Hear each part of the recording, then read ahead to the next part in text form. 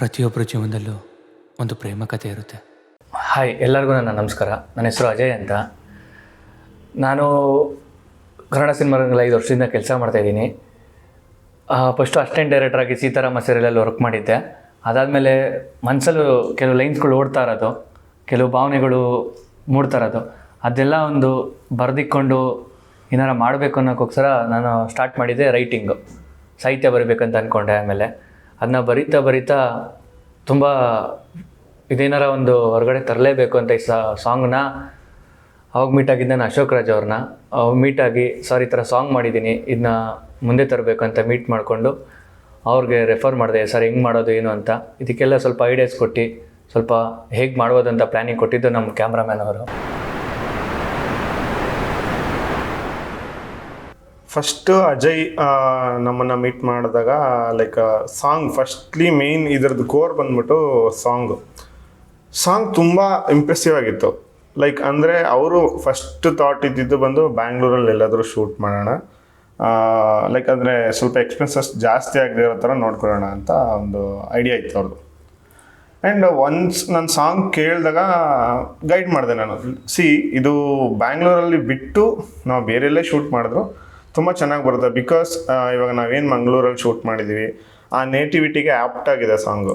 So ಆ ಥರ ಅದನ್ನು ಎಮೋಷನ್ಸು ಅಷ್ಟೇ ತುಂಬ ಚೆನ್ನಾಗಿ ಕೂರುತ್ತೆ ಆಚೆ ಬ್ಯಾಂಗ್ಳೂರು ಬಿಟ್ಟು ನಾವು ಹೊರಗಡೆ ಹೋದರೆ ಅಂತ ಅನ್ನಿಸ್ತು. ಆ್ಯಂಡ್ ನಾವು ಡಿಸ್ಕಸ್ ಮಾಡಿದ್ವಿ ಫಸ್ಟು ಎಲ್ಲಿಗೆ ಹೋಗ್ಬೋದು, ಏನು ಮಾಡ್ಬೋದು ಅಂತ. ಅದಾದಮೇಲೆ ಲೈಕ್ ಸೋಮೇಶ್ವರ ನಾನು ಶೂಟ್ ಮಾಡಿದ್ದೆ ಆಲ್ರೆಡಿ ಅಲ್ಲಿ ಒಂದು ಪ್ರಾಜೆಕ್ಟು. ನಾನು ನಿಂಗೆ ಐಡಿಯಾಸ್ ಕೊಟ್ಟೆ ಈ ಸಾಂಗ್ಗೆ, ಈ ಆ ಬೋಟ್ ಎಪಿಸೋಡ್ಗಳಾಗಿರ್ಬೋದು ಮತ್ತು ಆ ಬೀಚ್ ಎಪಿಸೋಡ್ ಆಗಿರ್ಬೋದು. ಸೊ ಇದೆಲ್ಲ ತುಂಬ ಚೆನ್ನಾಗಿ ಬರುತ್ತೆ ಅಂತ ನನಗೊಂದು ಕಾನ್ಫಿಡೆನ್ಸ್ ಇತ್ತು. ಆ್ಯಂಡ್ ಅದ್ರದ್ದು ಕ್ಲಿಪ್ಪಿಂಗ್ಸ್ ಎಲ್ಲ ತೋರಿಸ್ದೆ ಅಜಯ್ಗೆ. ಸೊ ಅಜಯ್ಗೆ ತೋರಿಸಾದ್ಮೇಲೆ ಓಕೆ ಅಣ್ಣ, ಇದು ಸ್ವಲ್ಪ ಲೇಟ್ ಆದರೂ ಪರವಾಗಿಲ್ಲ, ಚೆನ್ನಾಗಿ ಮಾಡೋಣ ಅಂತ ಅವರು ಮುಂದೆ ಬಂದರು. ಫಸ್ಟ್ ಆಫ್ ಆಲ್ ನಾನು ಅವ್ರಿಗೆ ಥ್ಯಾಂಕ್ಸ್ ಹೇಳಬೇಕು. ಬಿಕಾಸ್ ಯಾಕೆ ಅಂತಂದರೆ ಆ ಹುಡುಗ ಬಂದು ಗಾರ್ಡನ್ ಕೆಲಸ ಮಾಡೋವಂಥ ಹುಡುಗ. ಲೈಕ್ ಬೇರೆ ಬ್ಯಾಕ್ಗ್ರೌಂಡು ಅಥವಾ ಪ್ರೊಡ್ಯೂಸರ್ ಬ್ಯಾಕ್ಗ್ರೌಂಡು ಆ ಥರ ಏನೂ ಇಲ್ಲ. ಅವನ ಸ್ವಂತ ದುಡ್ಡಲ್ಲಿ ಕೂಡಿಟ್ಟು ಮನೆಗೂ ಕೊಟ್ಟು ಈ ಸಾಂಗ್ ಮಾಡಿರೋವಂಥದ್ದವನು. ಅದಾದಮೇಲೆ ನನ್ನ ಕೈಲಿ ಎಷ್ಟು ಹೆಲ್ಪ್ ಮಾಡೋಕ್ಕಾಗುತ್ತೋ ಅಥವಾ ಯಾವ ಥರ ಮಾಡೋಕ್ಕಾಗುತ್ತೋ ಕಡಿಮೆ ಬಡ್ಜೆಟಲ್ಲಿ ನಾನು ಅದನ್ನು ಮಾಡಿಕೊಟ್ಟಿದ್ದೀನಿ. ಬಟ್ ಅದು ಅವನಿಗೊಂದು ಥ್ಯಾಂಕ್ಸ್ ಹೇಳಬೇಕು ಅಂತಂದರೆ ಈ ಫೀಲ್ಡಿಗೆ ಬರೋಕ್ಕೆ ಪ್ರೊಡ್ಯೂಸರ್ ಬ್ಯಾಕ್ಗ್ರೌಂಡ್ ಇಲ್ಲದೆ ಫಸ್ಟ್ ಆಫ್ ಆಲ್ ಕಷ್ಟ. ಆ್ಯಂಡ್ ದೆನ್ ಅವನೇ ಒಂದು ಕೆಲಸ ಮಾಡಿಕೊಂಡು ಅದರಲ್ಲಿ ಮನೆಗೂ ಕೊಟ್ಟು ಸೇವಿಂಗ್ಸು ಮಾಡಿ ಈ ಸಾಂಗ್ ಮಾಡಿದ್ದಾನೆ. ಬಟ್ ಆಲ್ಮೋಸ್ಟ್ ಅರೌಂಡು ಈ ಸಾಂಗಿಗೆ ಸುಮಾರು ನಾ ಕಂಪೇರ್ ಮಾಡಿದ್ರೆ ತುಂಬ ಜಾಸ್ತಿನೇ ಖರ್ಚಾಯಿತು. ಸೊ ಆಮೇಲೆ ತುಂಬ ದಿವಸದಿಂದ ತುಂಬ ಕಡೆ ಓಡಾಡ್ದ ರಿಲೀಸ್ ಮಾಡಬೇಕು ಅಂತ. ಫೈನಲಿ ನಾಗೇಂದ್ರ ಪ್ರಸಾದ್ ಸರ್ಗೆ ತುಂಬ ಥ್ಯಾಂಕ್ಸ್ ಹೇಳಬೇಕು, ಒಂದು ಆಪರ್ಚುನಿಟಿ ಕೊಟ್ಟಿದ್ದಕ್ಕೆ ತುಂಬ ಖುಷಿ ಆಯಿತು. ಮತ್ತು ಆಲ್ಬಮ್ ಸಾಂಗ್ ಚೆನ್ನಾಗಿ ಬರೋಕ್ಕೆ ಕಾರಣನೂ ಅವನ ಎಫರ್ಟ್ಸು ಜೊತೆಗೆ ನಮ್ಮ ಟೀಮ್ ಎಲ್ಲ ಸಪೋರ್ಟ್ ಚೆನ್ನಾಗಿ ಮಾಡಿದ್ರು. ಸೊ ಹಾಗಾಗಿ ತುಂಬ ಚೆನ್ನಾಗಿ ಬಂತು ಸಾಂಗ್.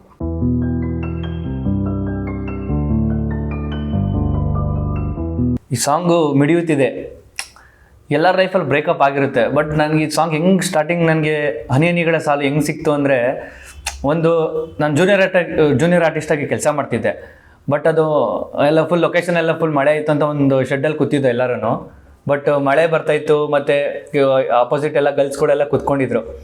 ಅದೆರಡು ಕಾಂಬಿನೇಷನ್ ಮಾಡಿಕೊಂಡು ಆವಾಗ ಮೂಡ್ ಬಂದಿದ್ದೆ ಸಾಂಗ್ ಇದು. ಆವಾಗ ಹನಿಗಳ ಸಾಲಿನಲ್ಲಿ ಬರದೇ ಇವಳ ಹೆಸರು, ಅಲ್ಲಿಂದ ಸ್ಟಾರ್ಟ್ ಆಯ್ತಿದ್ದು. ಬಟ್ ಅಲ್ಲಿಂದ ಸ್ಟಾರ್ಟ್ ಆಗಿ ಒಂದು ಅದ್ಭುತವಾಗಿ ಒಂದು ವಿಡಿಯೋಗ್ರಾಫಿನೇ ಸಿಕ್ತು ನಮ್ಮ ಕೈಲಿ. ಇಲ್ಲ, ತುಂಬ ಸಾಂಗ್ಸ್ಗಳನ್ನ ಕೇಳ್ತಿದ್ದೆ ನಾನು. ಹಂಸಲೇಖ ಅವ್ರ ಸರ್ದಾಗಲಿ, ನಾಗೇಂದ್ರ ಪ್ರಸಾದ್ ಸರ್ ಆಗಲಿ, ತುಂಬ ಸಾಂಗ್ಸ್ಗಳನ್ನ ನಾನು ಯಾವಾಗಲೂ ಡೈಲಿ ಕೇಳ್ತಾನೆ ಇರ್ತಿದ್ದೆ. ನಾನು ಮಾರ್ನಿಂಗ್ ಎದ್ದರೂ ಕೂಡ ನಾನು ಫಸ್ಟ್ ಸಾಂಗ್ಗಳನ್ನ ಪ್ಲೇ ಮಾಡಿ ಕೇಳ್ತಾನೆ ನಾನು ಅಭ್ಯಾಸ ಸ್ಟಾರ್ಟ್ ಮಾಡಿಕೊಂಡೆ. ಅವಾಗ ನಾನು ಆರ್ಟಿಸ್ಟ್ ಆಗಬೇಕಂತ ಅಂದ್ಕೊಂಡಿದ್ದು. ಬಟ್ ರೈಟರ್ ಆಗಿ ಒಂಥರ ಪ್ರಕೃತಿನೇ ಕರ್ಕೊಂಬಂತು ಅನಿಸ್ತಿದೆ ನನಗಂತೂ. ನಮ್ಮ ಆರ್ಟಿಸ್ಟ್ ಸ್ನೇಹ ಕಿರಣ್ ಅವ್ರಿಗೆ ತುಂಬ ಥ್ಯಾಂಕ್ಸ್ ಹೇಳೋಕ್ಕೆ ಇಷ್ಟಪಡ್ತೀನಿ. ತುಂಬ ಸಪೋರ್ಟಿವ್ ನಿಂತ್ಕೊಂಡ್ರು. ಬಟ್ ಏನು ಎಕ್ಸ್ಪೆಕ್ಟ್ ಮಾಡಿಲ್ಲ ಅವರು. ನಾವು ಚೆನ್ನಾಗಿ ಮಾಡಬೇಕು, ಚೆನ್ನಾಗಿ ಈ ಸಾಂಗ್ನ ಜನಕ್ಕೆ ಪ್ರೆಸೆಂಟ್ ಮಾಡಬೇಕು ಅನ್ನೋಕ್ಕೋಸ್ಕರ ತುಂಬ ಸಪೋರ್ಟಾಗಿ ನಿಂತ್ಕೊಂಡಿದ್ರು ಅವರು. ಚೆನ್ನಾಗಿ ನಮ್ಮ ಜೊತೆ ಕೂಡಿ ಹಿಂಗೆ ಮಾಡೋಣ, ಕಾಸ್ಟ್ಯೂಮ್ ಈ ಥರ ಹಾಕೋಣ ಅಂತ ತುಂಬ ಸಪೋರ್ಟಿವ್ ಅವರು ತುಂಬ ಹೆಲ್ಪ್ ಮಾಡಿಕೊಟ್ರು ನಮಗೆ. ಹಾಗೆ ಇನ್ನೊಂದು ಹೇಳ್ಬೇಕಂದ್ರೆ, ನಮ್ಗೆ ಸ್ವಲ್ಪ ಇಬ್ಬರು ಕಾರಣ ತುಂಬ ಆಗ್ತಾರೆ. ಒಬ್ಬರು ನಮ್ಮ ಭಾವ ಅವ್ರು ಆಗಬೇಕು, ಸಂಜಯ್ ಅಂತ, ಮತ್ತು ಸೌಂದರ್ಯ ಅವರು. ಅವರಿಬ್ಬರು ತುಂಬ ಸಪೋರ್ಟಿಂಗ್ ಮಾಡಿದ್ರು. ನಮಗೆ ಮಂಗಳೂರು ಶೂಟ್ ಆದಾಗ ಟ್ರಾವೆಲಿಂಗು ಅದು ಇದು ಏನೇನು ಖರ್ಚಾಗುತ್ತೋ ಎಲ್ಲ ನಮ್ಮ ಭಾವರಾದ ಸಂಜೆ ಅವ್ರು ನೋಡಿಕೊಂಡ್ರು. ಅವ್ರಿಗೆ ತುಂಬ ಥ್ಯಾಂಕ್ಸ್ ಹೇಳೋಕ್ಕೆ ಇಷ್ಟಪಡ್ತೀನಿ. ಅವರೇ ನಮ್ಮ ಬ್ಯಾಕ್ ಸಪೋರ್ಟಿವಾಗಿ ನಿಂತ್ಕೊಂಡು ಟ್ರಾವೆಲಿಂಗ್ ಹೆಂಗೆ ಚಾರ್ಜ್ ಆಗುತ್ತೆ ಮತ್ತು ಅಲ್ಲಿ ಲೊಕೇಶನ್ಗಳು ಕರ್ಕೊಂಡು ಈ ಥರ ಲೊಕೇಶನ್ಗಳು ಇದೆ ಅಂತೆಲ್ಲ ತೋರಿಸಿದ್ರು. ಚೆನ್ನಾಗಿ ಹೆಲ್ಪ್ ಮಾಡಿಕೊಟ್ರು ನಮಗೆ.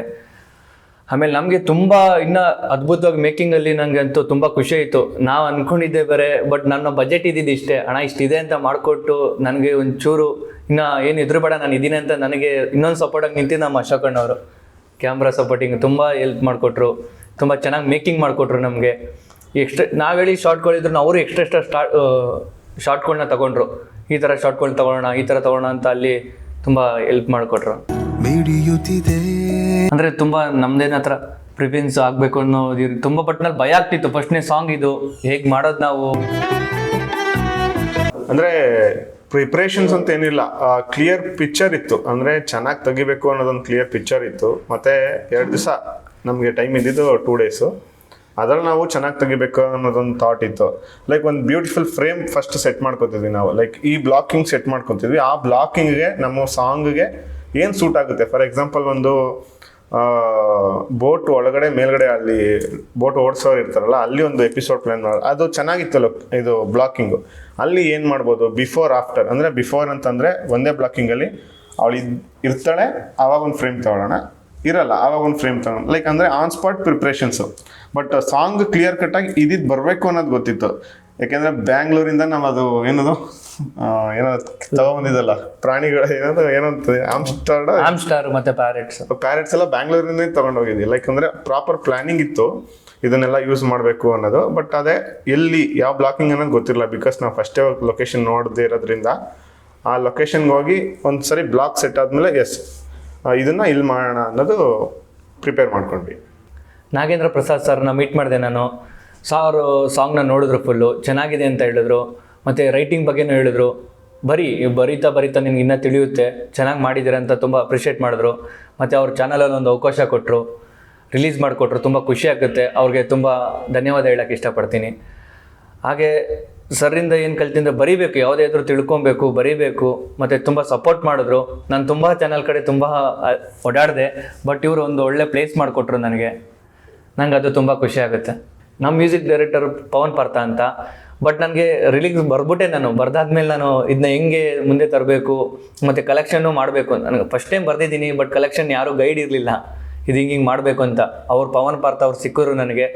ಹೀಗಲ್ಲ ಈಗ ಮಾಡಬೇಕು ಅಂತ ಅವರು ತುಂಬ ಮ್ಯೂಸಿಕಲ್ಲಿ ಆಗಲಿ ತುಂಬ 2-3 ಸಲ ಮಾಡಿದ್ರು. ನಿನ್ಗೆ ಯಾವ ಸ್ಯಾಟಿಸ್ಫೈ ಆಗುತ್ತೆ ನೋಡು ಅಂತ ನನಗೆ ಒಂದು ಒಳ್ಳೆ ಮ್ಯೂಸಿಕ್ ಮಾಡಿಕೊಟ್ರು ಅವರಂತೂ. ಇನ್ನೂ ಬ್ಯೂಟಿಫುಲ್ಲಾಗಿ ತೋರಿಸ್ಬೇಕು ಅನ್ನೋದಿತ್ತು. ಅವ್ರು ಸ್ವಲ್ಪ ಜಾಸ್ತಿ ದೂರ ಹೋಗೋದು ಬೇಡ, ಅಂದರೆ ಅವ್ರು ಸೇಫ್ಟಿ ಮೆಷರ್ಸ್ ಹೇಳ್ತಿದ್ರು. ಲೈಕ್ ಜಾಸ್ತಿ ದೂರ ಹೋಗೋದು ಬೇಡ. ಈಗ ಸಮುದ್ರದಲ್ಲಿ ಒಂದು ಅಜಯ್ದು ಬಂಡೆ ಮಧ್ಯ ಕೂತಿರೋದು ಒಂದು ಶಾಟ್ ಇದೆ, ಅದಕ್ಕೆಲ್ಲ ಸ್ವಲ್ಪ ರಿಸ್ಕಿ ಶಾಟೇ ಅದು. ಇವ್ರನ್ನ ಅಲ್ಲಿವರೆಗೂ ಕಳಿಸಿ ಅಲ್ಲೆಲ್ಲ ತೆಗೆದ್ವಿ. ಬಟ್ ಅವರು ಸ್ವಲ್ಪ ಹೆದರ್ತಿದ್ರು, ಬೇಡ ಬೇಡ ಬೇಡ ಅನ್ನೋ ಥರದ್ದು. ಸೊ ಅದು ಹೆಂಗಾಯಿತು ಅಂತಂದರೆ ನಮ್ಮದು ಎಡಿಟಿಂಗ್ ಪಾರ್ಟ್ ನಂದಿರಲಿಲ್ಲ ಫಸ್ಟು, ಓನ್ಲಿ ಶೂಟಿಂಗ್ ಪಾರ್ಟ್ ಮಾತ್ರ ಇತ್ತು. ಶೂಟ್ ಆಯಿತು, ಅವ್ರಿಗೆ ಏನು ಫೋಟೇಜ್ ಸಬ್ಮಿಟ್ ಮಾಡಿದ್ವಿ, ಮುಗೀತು. ಒಂದಿನ ಆಫೀಸಿಗೆ ಬಂದರು ಅಜಯ್. ಬಂದಾದಮೇಲೆ ತುಂಬ ಬೇಜಾರಾಗಿದ್ದರು. ಲೈಕ್ ಯಾಕೆ ಅಂತ ನಾನು ಕೇಳಿದೆ. ಅಣ್ಣ ಯಾಕೋ ಸಾಂಗು ಎಡಿಟಿಂಗ್ ಪಾರ್ಟಲ್ಲಿ ನಾನು ಅಂದ್ಕೊಂಡಂಗೆ ಬರ್ತಿಲ್ಲ, ಇನ್ನೂ ಚೆನ್ನಾಗಿ ತೋರಿಸ್ಬೋದು ಅಂತ ನನಗೆ ಅನ್ನಿಸ್ತಿದೆ ಅಂತ ಹೇಳಿದ್ರು. ಸೊ ಅದಾದ್ಮೇಲೆ ಒಂದ್ಸರಿ ರಶಸ್ ತೊಗೋಬಾ, ನಾನು ಟ್ರೈ ಮಾಡ್ತೀನಿ ಅಂದ್ಬಿಟ್ಟು. ಆ್ಯಂಡ್ ನಾವು ಇದು ಸೆಕೆಂಡ್ ವರ್ಷನ್ ನಾವು ಎಡಿಟ್ ಮಾಡಿರೋದು. ಸೊ ಫಸ್ಟ್ ವರ್ಷನ್ ಸ್ವಲ್ಪ ಅಜಯ್ಗೆ ಸಮಾಧಾನ ಆಗಲಿಲ್ಲ. ಆ್ಯಂಡ್ ದೆನ್ ನಾವು ಸ್ವಲ್ಪ ನೋಡಿದಾಗ ನಾವು ನಮ್ಮ ಥಾಟ್ ಪ್ರೊಸೆಸಲ್ಲಿ ಇದ್ದಿದೆ ಬೇರೆ, ಇಲ್ಲಿರೋದೇ ಬೇರೆ ಅಂತ ಅನ್ನಿಸ್ತು. ಸೊ ಒಂದು ಅಂದಾಜಂತೂ ಇತ್ತು, ಚೆನ್ನಾಗಿ ಹೋಗುತ್ತೆ ಸಾಂಗು, ಚೆನ್ನಾಗಿ ಹೋಗುತ್ತೆ ಅನ್ನೋದಿತ್ತು. ಬಟ್ ಎಡಿಟಿಂಗ್ ಪಾರ್ಟಲ್ಲಿ ಫಸ್ಟ್ ನೋಡಿದಾಗ ಸ್ವಲ್ಪ ಡಿಸಪಾಯಿಂಟ್ ಆಗಿತ್ತಂತೂ ನಿಜ. ಆಮೇಲೆ ನಾವು ಕೂತ್ಕೊಂಡು ಅದ್ರ ಮೇಲೆ ವರ್ಕ್ ಮಾಡಿ, ಅದು ಬ್ಯಾಕ್ಗ್ರೌಂಡ್ ವಾಯ್ಸ್ ಸ್ಟಾರ್ಟಿಂಗಲ್ಲಿ ಏನು ಬರುತ್ತೆ ಅದನ್ನೆಲ್ಲ ರಿವರ್ಸ್ ಮಾಡಿ, ಅದು ಬ್ಯಾಕ್ಗ್ರೌಂಡ್ ವಾಯ್ಸ್ ಆ್ಯಡ್ ಮಾಡಿ, ಅದೆಲ್ಲ ನೆಕ್ಸ್ಟ್ ಪಾರ್ಟಲ್ಲಿ ಆಗಿದ್ದು. ಅದಕ್ಕಿಂತ ಹೆಚ್ಚಾಗಿ ಅವಳು ನಗ್ನಗ್ತಾ ಖುಷಿಯಾಗಿರಲಿ ಅಂತಲೇ ಬಯಸ್ತೀವಿ. ಇದು ಒಂದು ಫಸ್ಟ್ ಸಾಂಗ್ ಏನೋ ಮಾಡಬೇಕಂತ ಇಂಡಸ್ಟ್ರಿಗೆ ಬಂದೆ, ಬಟ್ ಆರ್ಟಿಸ್ಟ್ ಆಗಬೇಕಂತ ಬಂದೆ. ಇಲ್ಲಿ ರಿಲಿಕ್ಸ್ಟ್ರೇಟರ್ ಅದೇ, ಅದಕ್ಕೆ ನಾನೇ ಆ್ಯಕ್ಟರ್ ಅದೇ, ಎಲ್ಲ ಅದಕ್ಕೆ ನಾನೇ ಅದೇ. ಬಟ್ ಫಸ್ಟ್ ಸಾಂಗ್ ಮಾಡಿದ್ದೀನಿ, ನಿಮ್ಮ ಕೈಲಿರೋದು ನಿಮಗೂ ಅಂತ ಕೊಟ್ಟಿದ್ದೀನಿ. ದಯವಿಟ್ಟು ಎಲ್ಲರೂ ನೋಡಿ ಆನಂದಿಸಿ, ಹೇಗಿದೆ ಅನ್ನೋದು ತಪ್ಪದೆ ಎಲ್ಲರೂ ಹೇಳಿ. ತುಂಬ ಕಷ್ಟಪಟ್ಟಿದ್ದೀನಿ, ಕಷ್ಟನ ಹೇಳ್ಕೋಬಾರ್ದು, ಬಟ್ ನಾನು ಇಲ್ಲಿ ಒಂದೆರಡು ಮಾತು ಹೇಳ್ಕೊಳ್ಳೋಕೆ ಇಷ್ಟಪಡ್ತೀನಿ. ಜೂನಿಯರ್ ಆರ್ಟಿಸ್ಟಾಗಿ ಬಂದೆ, ಅಲ್ಲಿಂದ ಒಂದೊಂದು ರೂಪಾಯಿ ಎತ್ತಿಟ್ಟಿದೆ, ಏನೋ ಮಾಡಬೇಕು ಅನ್ನೋಕ್ಕೋಸ್ಕರ ಈ ಸಾಂಗ್ ಬರ್ದಾದ್ಮೇಲೆ ಇದಕ್ಕೆ ಒಂದು ಔಟ್ಪುಟ್ ತರಬೇಕು, ಮ್ಯೂಸಿಕ್ ಬೇಕು, ಕ್ಯಾಮ್ರಾಮ್ಯಾನ್ ಬೇಕು ಅನ್ನೋದಕ್ಕೆಲ್ಲ ಒಂದೊಂದು ರೂಪಾಯಿನೇ ಕೂಡಿಟ್ಟು ತುಂಬ ಕಷ್ಟಪಟ್ಟಿದ್ದೀನಿ. ಬಟ್ ಒಂದು ಗಾರ್ಡನ್ ಕೆಲಸ ಮಾಡಿಕೊಂಡು ಮತ್ತು ಝೊಮ್ಯಾಟೊ ಇಲ್ಲಿ ಕೆಲಸ ಮಾಡಿಕೊಂಡು ಹಾಗೆ ಜೂನಿಯರ್ ಆರ್ಟಿಸ್ಟಾಗಿ ಕೆಲಸ ಮಾಡಿ ಅದರಿಂದ ಎತ್ತಿಟ್ಟು ಪೇಮೆಂಟ್ಗಳನ್ನೆಲ್ಲ ಇದೆಲ್ಲ ಒಂದು ಅದ್ಭುತವಾಗಿ ನಾನು ನೀಡಲೇಬೇಕು, ಜನಕ್ಕೆ ಒಂದು ಒಳ್ಳೆ ಪ್ರೆಸೆಂಟ್ ಕೊಡಲೇಬೇಕು, ನಾನು ಅನ್ನೋದು ತೋರಿಸ್ಕೊಳ್ಳೇಬೇಕು, ಇಂಡಸ್ಟ್ರಿಲಿ ನಿಂತ್ಕೊಳ್ಳೇಬೇಕು. ನಾನು ಈ ಸಾಂಗ್ ಮಾಡೋ ಕೆಲವು ಜನ ನಾನೇ ಆರ್ಟಿಸ್ಟಾಗಿ ಮಾಡ್ತೀನಿ ಅಂದರೆ ಯಾರು ಎಲ್ಲ ನನ್ನ ಒಂದ್ಸಲಿ ನೋಡೋದು, ಮೇಲಿಂದ ಕೆಳಗಡೆ ನೋಡೋದು ಇದು ಮಾಡ್ತಿದ್ರು. ಹೆಂಗೆ ಹೇಳೋರು ಅಂದರೆ, ಮಗ ನೀನು ಕಪ್ಪಿದ್ಯಾ ಕಣೋ, ಯಾರೂ ನೋಡಲ್ಲ, ಗ್ಲ್ಯಾಮರ್ ಆಗಿರಬೇಕು, ಫೇರ್ ಆಗಿರಬೇಕು ಅನ್ನೋರು. ಬಟ್ ನನ್ನ ಸ್ವಲ್ಪ ಯೋಚನೆ ಮಾಡ್ತಾರೋವಾಗ ಅನ್ಸಿದ್ದು ನನಗೆ, ಕಪ್ಪಿದ್ದೀನಿ ಅಂತ ನಾನು ಕುಗ್ಗಿಲ್ಲ, ಬಟ್ ಬೆಳಿತೀನಿ ಅನ್ನೋಕ್ಕೂ ಮೆರೆದಿಲ್ಲ. ಬಟ್ ಏನೇ ಆಗಲಿ ಇಲ್ಲಿ ನಿಂತ್ಕೊಂತೀನಿ ಅಂತ ಏನಾರು ಒಂದು ಸಾಧನೆ ಮಾಡಿ ತೋರಿಸ್ತೀನಿ. ಕಲರ್ ಮ್ಯಾಟ್ರ್ ಆಗಲ್ಲ, ಬಟ್ ಟ್ಯಾಲೆಂಟ್ ಒಂದು ಮೇನು. ಟ್ಯಾಲೆಂಟು ಬಡವಾಗಲಿ ಅವ್ರು ಶ್ರೀಮಂತ ಆಗಲಿ, ಟ್ಯಾಲೆಂಟು ಪ್ರಾಮುಖ್ಯತೆ ಕೊಡಬೇಕು. ನಾವು ಟ್ಯಾಲೆಂಟ್ ಅನ್ನೋದಿದ್ರೆ ಯಾವತ್ತಲ್ಲ ಒಂದು ದಿನ ನಾವು ಇಡೀ ಜಗತ್ತೇ ನಮ್ಮನ್ನ ತಿರುಗಿ ನೋಡುತ್ತೆ. ಆ ರೀತಿ ಮಾಡ್ತೀನಿ. ಇದೊಂದು ಸಣ್ಣ ಹೆಜ್ಜೆ, ಇನ್ನೂ ತುಂಬ ಮಾಡೋದಿದೆ. ಬಟ್ ಹೆಸರು ಮಾಡ್ಬೇಕಂತ ಬಂದಿಲ್ಲ, ಒಂದು ನಾನು ಕೆಲಸ ಮಾಡಿ ತೋರಿಸ್ತೀನಿ. ನನ್ನ ಕೆಲಸನೇ ನಾನು ಮಾತಾಡುತ್ತೆ ಅಂತ ಹೇಳಕ್ಕೆ ಇಷ್ಟಪಡ್ತೀನಿ. ಎಲ್ಲ ದಯವಿಟ್ಟು ಸಪೋರ್ಟ್ ಮಾಡಿ. ನಮ್ಮ ಮಿಡಿಯುತ್ತಿದೆ ಸಾಂಗು ಮ್ಯೂಸಿಕ್ ಬಜಾರ್ ಅನ್ನೋ ಯೂಟ್ಯೂಬ್ ಚಾನಲ್ ಇದೆ, ದಯವಿಟ್ಟು ನೋಡಿ, ಎಲ್ಲರೂ ಆನಂದಿಸಿ. Thank you. ಆಮೇಲೆ ಒಂದು ವಿಷಯ ಖುಷಿಯಾಗಿದ್ದು, ನಾಗೇಂದ್ರ ಪ್ರಸಾದ್ ಸರ್ ವಿಷಯದಲ್ಲಾಗಿರ್ಬೋದು, ಮ್ಯೂಸಿಕ್ ಬಜಾರ್ ಪ್ರೊಡಕ್ಷನಲ್ಲಾಗಿರ್ಬೋದು, ಇವಾಗ ಒಂದು ಪ್ರಾಜೆಕ್ಟು ಸುಮಾರು ಜನ ಪ್ರಾಜೆಕ್ಟ್ ರೆಡಿ ಮಾಡ್ಕೋತಾರೆ, ಎಲ್ಲಿ ರಿಲೀಸ್ ಮಾಡಬೇಕಂತ ಗೊತ್ತಾಗಲ್ಲ. ಸೊ ಅವಾಗ ಒಂದಷ್ಟು ದೊಡ್ಡ ಪ್ರೊಡಕ್ಷನ್ಸ್ಗೆ ಹೋಗ್ತಾರೆ, ಅಲ್ಲಿ ಕೇಳ್ತಾರೆ ಸರ್. ಅಲ್ಲಿ ಹೆಂಗಾಗುತ್ತೆ ಅಂತಂದರೆ ಅಲ್ಲಿ ಮಧ್ಯವರ್ತಿಗಳು ಇರ್ತಾರೆ ಸರ್ ಕೆಲವೊಬ್ರು. ಅವ್ರು ಹೆಂಗೆ ಅಂದರೆ ಒಂದು ಪ್ರಾಜೆಕ್ಟ್ನ ಅಲ್ಲಿವರೆಗೂ ರೀಚ್ ಆಗೋಕ್ಕೆ ಬಿಡಲ್ಲ. ಹಿಂಗೆ ಅಂತಂದರೆ ಅವ್ರು ಅಲ್ಲೇ ತಡೆದ್ಬಿಡ್ತಾರೆ. ಇದು ನಗಬೇಕೋ ಇಲ್ಲ ಬೇಜಾರು ಮಾಡ್ಕೋಬೇಕೋ ಗೊತ್ತಿಲ್ಲ. ಒಂದು ಪ್ರಾಜೆಕ್ಟ್ನ ಅವ್ರವರೆಗೂ ರೀಚ್ ಆಗೋಕ್ಕೆ ಬಿಡಲ್ಲ. ಹಿಂಗೆ ಅಂದರೆ ಮಧ್ಯವರ್ತಿಗಳು, ಈಗ ವಾಚ್ಮೆನೇ ಓನರ್ ಆಡ್ದಂಗೆ ಆಡ್ತಾರಲ್ಲ, ಆ ಥರದ್ದು ಕೆಲವೊಂದು ಪರಿಸ್ಥಿತಿ ಕನ್ನಡ ಇಂಡಸ್ಟ್ರಿಲಿದೆ. ಇವಾಗ ಯಾರೋ ಒಬ್ಬ ಚೆನ್ನಾಗಿ ಒಂದು ಸಾಂಗ್, ಒಂದು ಶಾರ್ಟ್ ಫಿಲ್ಮ್, ಏನೋ ಒಂದು ಪ್ರಾಡಕ್ಟ್ ರೆಡಿ ಮಾಡ್ಕೊಂಡು ಅವನಲ್ಲಿರೋದು ಒಂದು ಟ್ಯಾಲೆಂಟ್ ಮೀನ್ಸ್ ಪ್ರೆಸೆಂಟ್ ಮಾಡ್ಬೇಕು. ಹಂಗೆ ಆ ಪ್ರೆಸೆಂಟ್ ಮಾಡಿದ್ರೇ ಒಂದು ಒಳ್ಳೆ ಪ್ರೊಡಕ್ಷನ್ ಹೌಸ್ ಕಡೆಯಿಂದನೋ ಅಥವಾ ಒಂದು ಒಳ್ಳೆ ವ್ಯಕ್ತಿಯಿಂದನೋ ಅಪ್ರಿಷಿಯೇಷನ್ಸ್ ಬಂದರೆ ಅವ್ನು ಇನ್ನೂ ಎನರ್ಜಿ ಬರುತ್ತೆ ಅವನಿಗೆ, ನಾನು ಇನ್ನೂ ಚೆನ್ನಾಗಿ ಮಾಡಬೇಕು, ಇನ್ನೂ ಏನೋ ಡಿಫ್ರೆಂಟಾಗಿ ಮಾಡಬೇಕು ಅಂತ. ಇವರು ಯಾರು ಅಲ್ಲಿವರೆಗೂ ರೀಚ್ ಆಗೋಕ್ಕೆ ಬಿಡಲ್ಲ. ಸೊ ಅವ್ನಿಗೆ ಇನ್ನು ಆ ಮೋಟಿವೇಶನ್ ಸಿಗುತ್ತೆ. ಲೈಕ್ ಅಂದರೆ ಒಂದು ಪ್ರಾಜೆಕ್ಟ್ ಮಾಡಿದ ತಕ್ಷಣ ಅವನು ಏನು ನೆಕ್ಸ್ಟ್ ಏನು ಮಾಡಬೇಕು ಅನ್ನೋದೇ ಸತ್ತೋಗ್ಬಿಟ್ಟಿರುತ್ತೆ. ಸೊ ಅದೊಂದು ತುಂಬ ಆಗ್ತಿರೋದು ಕನ್ನಡ ಇಂಡಸ್ಟ್ರಿಲಿ ಬೇಜಾರಿದೆ. ಬಟ್ ಇಲ್ಲಿ ಖುಷಿಯಾಗಿದೆ ಏನಂತಂದರೆ, ಸರ್ರೇ ವಾಲಂಟಿಯರ್ ಆಗಿ ನೋಡಿ ನಮ್ಮನ್ನು ಕರೆಸಿ ಚೆನ್ನಾಗಿದೆ ಅಂತ ಹೇಳಿ ಇನ್ನೂ ಮೋಟಿವೇಟ್ ಮಾಡೋ ಕೆಲಸ ಮಾಡಿದ್ರು. ತುಂಬ ಖುಷಿ ಆಯಿತು.